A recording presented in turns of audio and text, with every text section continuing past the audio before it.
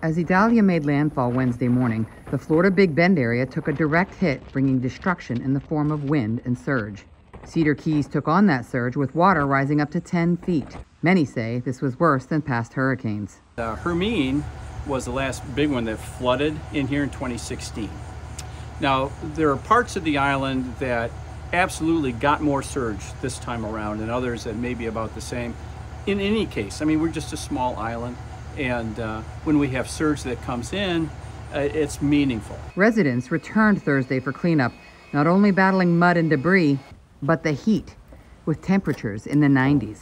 It's hot, and the humidity. We've had a couple little showers earlier today, so that just brings more humidity to the area. We also have a supermoon, so our tide's coming up in the streets, and so we've got water everywhere, plus the heat is so bad. For many here, the cleanup will take weeks, but the emotional toll will be longer.